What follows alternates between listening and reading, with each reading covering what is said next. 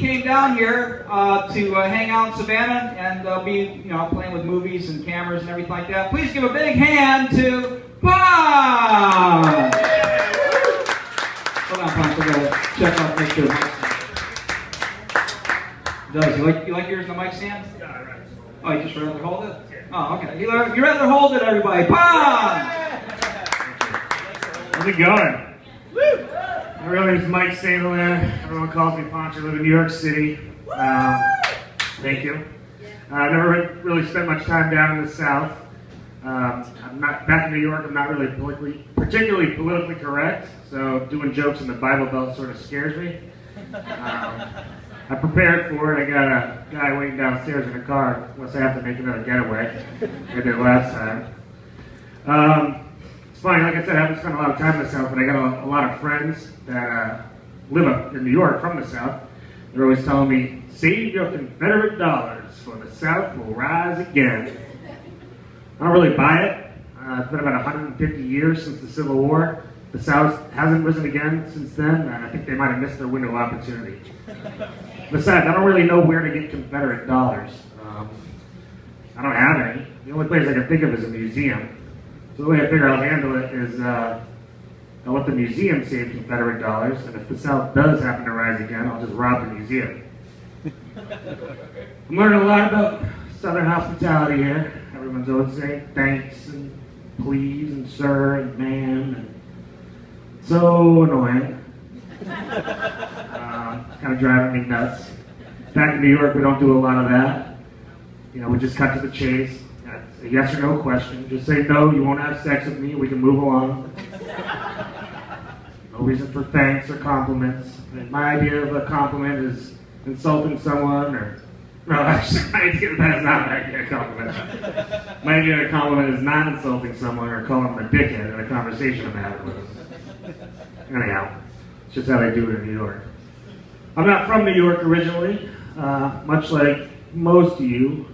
I'm a redneck or a hillbilly too, but from the north. I grew up in Maine, Lewiston, Maine.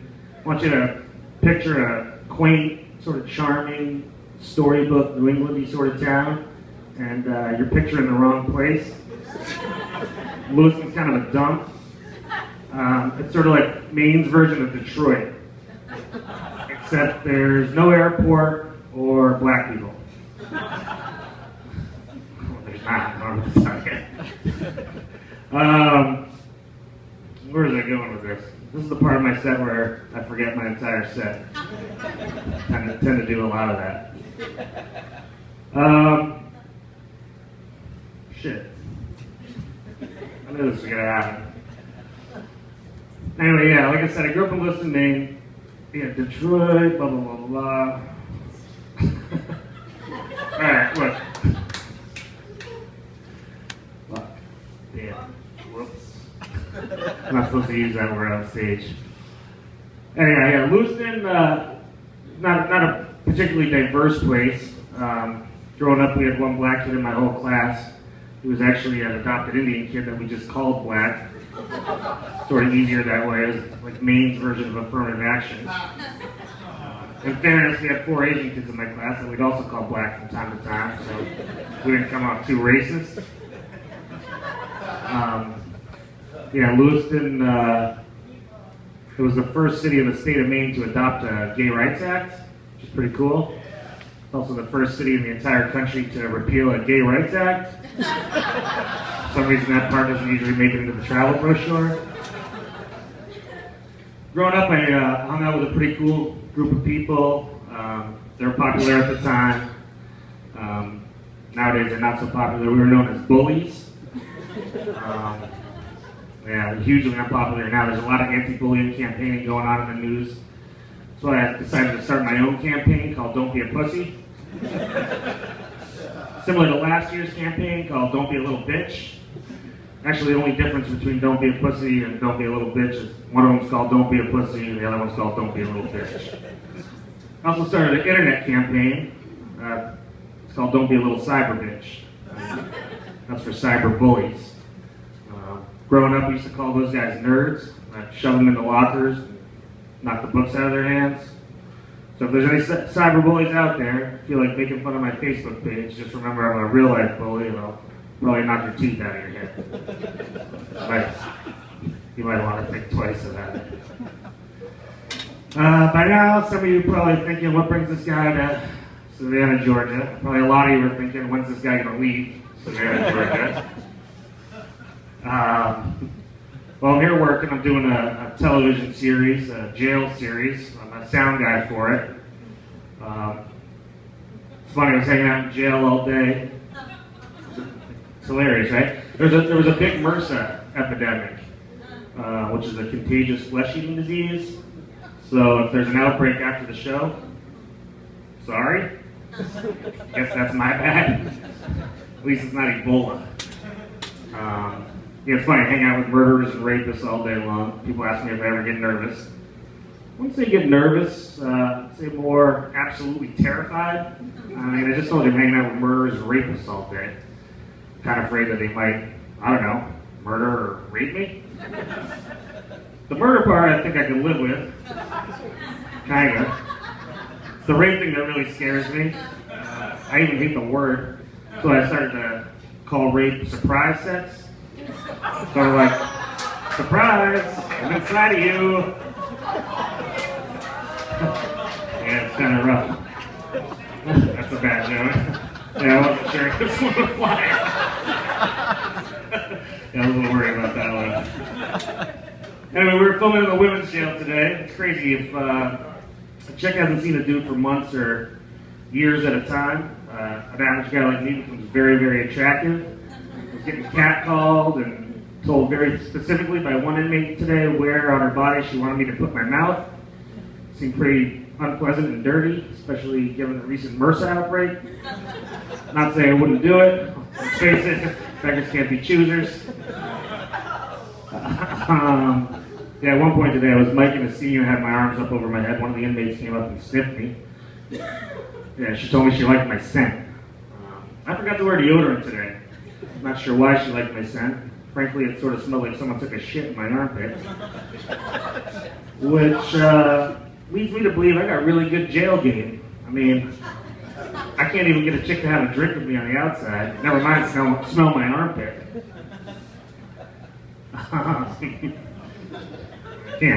I can't really blame a chick either. I mean, I sort of look like a hairy, dirty version of Mr. Clean. And there's a good chance that I have MRSA. No one's ever mistaken me for metrosexual. It's called asexual, which hurt my feelings. I've been called a pervert on many, many occasions. I was even called a sexual predator. Fortunately, those charges were dropped. Otherwise, I might find out just how good my jail game is, but in a men's jail, given the amount of surprise sex that happens over there, I could be very uncomfortable. Anyway, I actually met my ex-girlfriend in jail. She wasn't an inmate, surprisingly. She was a producer. She was an Indian chick by the name of Nagar. Yeah, which, you know, I don't make a lot of great decisions, but if my name's Nagar, I'm probably not going to go into a primarily black jail unless I'm trying to incite a race riot. I remember asking telling my mom about this chick when I first started dating her. My racist mom asked, well, where'd you meet this Nagar? I said, I met her in jail. My racist mom said, that makes sense, which is how I know my racist mom is my racist mom. Nagar actually has a sister named Nazi. I got to hand it to their mother, raising a Nagar and a Nazi under the same roof and them coming out best friends. As far as I'm concerned, someone ought to make their mom sheriff. That's kind of pushing the envelope there. Anyhow, I work freelance in television, so I got a lot of downtime. It gives me a lot of time to start new hobbies. I recently got into the hobby of smoking weed all day long. It's pretty time consuming, but I'm dedicated to it. Fortunately, it's not getting in the way of any of my other hobbies, like pill popping or drinking until I black out. I guess you could say my hobby's being on benders. I call it bendering. Sort of feel like I'm a natural at it. My other hobby is comedy. I've been doing stand-up comedy. The hardest part I find about comedy is being funny, as many of you have noticed. My favorite comic is Robin Williams. It's a real bummer about him dying, because now that he's dead, even though I'm not nearly as funny, I'm the hairiest comedian out there. It's a real bummer.